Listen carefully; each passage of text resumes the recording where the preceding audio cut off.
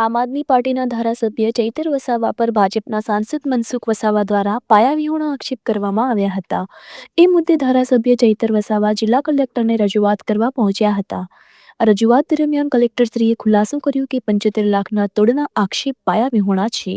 અમે મનસુખ વસાવાને જણાવવા માંગીએ છીએ કે અમારા પર આ રીતના કરે નહીં તો હવે અમે કાયદાકીય કાર્યવાહી કરીશું। માન્ય ભરૂચના સાંસદશ્રી દ્વારા ચૈતર વસાવાએ 75 લાખ રૂપિયાની માંગણી કરી તોડ કરી એવો આક્ષેપ કર્યો હતો અને આ રજૂઆત કલેક્ટરશ્રીએ અમને કરી છે એવી વાત હતી।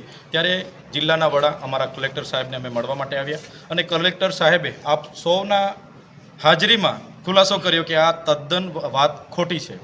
એટલે મનસુખભાઈને મારે વિનંતી છે, જે મુદ્દો એ વડાપ્રધાનશ્રીના ડેડિયાપાડા કાર્યક્રમના ખર્ચાનો છે તો એની જ માહિતી રાખો ને। તમે આવા પાયાવિહોણા એક સાંસદ તરીકે મારા પર આક્ષેપ કરો, મારી રાજકીય કારકિર્દી, મારી શાખને તમે નુકસાન કરવાનું કામ કરો, એ વ્યાજબી નથી।